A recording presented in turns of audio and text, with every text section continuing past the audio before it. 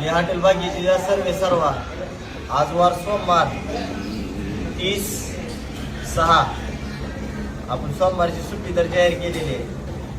पण काही व्हिडिओ पडायला लागल्यामुळं खास आपण व्हिडिओ तयार करायला लागलो. खास आज मी गरिबीतून मोठा झाल्यामुळं आणि आज आमचं हॉटेल चांगलं चालायला लागल्यामुळं काय इथलेच लोकलचे काय इथल्या जवळच्या लांबच्या गावाचे येऊन 5-10 जण येतात.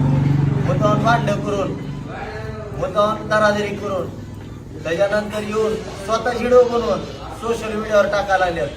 कारण की हॉटेल बदनाम व्हावं, या हॉटेलचं नाव जे पुढे चाललंय ते कसं बदनाम होईल, एखादा गरीब कसा वरी चाललेला आहे त्याला कसं खाली आणायचं, त्यासाठी सगळ्यांनी आम्हाला त्रास द्यायला चालू केलेला आहे.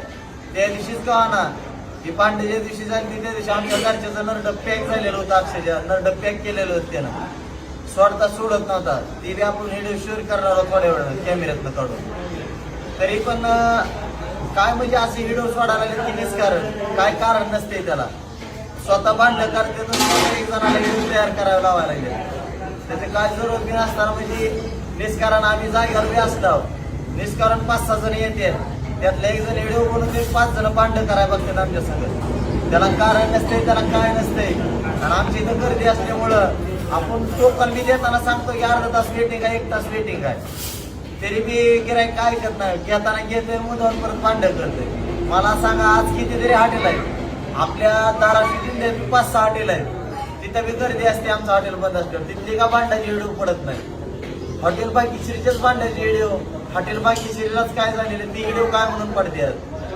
कारण की हॉटेलचं नाव बदनाम करून हॉटेल कसं लवकर बंद करण्यात येईल, एखादा गरीब एखादा मराठी उद्योजक कसा पुढे चाललाय त्याला कसं खाली खेचायचं, ह्या प्रयत्नानं प्रत्येक व्हिडिओ माझा टाकायला लागले, व्हायरल करायला लागले.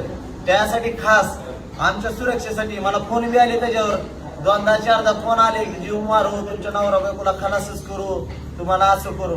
त्याच्यासाठी खास आम्ही 3 बाउन्सर लावलेले आहेत आमच्या सुरक्षेसाठी खास.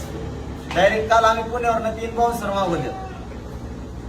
कारण की आमच्या जीवाला बी का आम्हाला सारखी फोन बी धमकी देतात. आम्हाला काय लिहिता वाचता येत नाही, त्याच्यामुळं प्रत्येक जण आम्हाला धमकी देत आहे, कोण येऊन शिव्या देऊन चाललंय. त्याच्यामुळं व्हिडिओ जास्त परिणामात आमचेच व्हायरल व्हायला लागलेत. आज बघायला लागला तुम्ही आठवड्यातनं 2-3 आमचेच व्हिडिओ पडतात.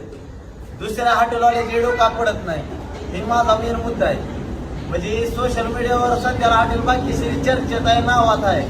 आज नाव केलेलं आहे, आपण कष्टामुळे नाव केलेलं आहे.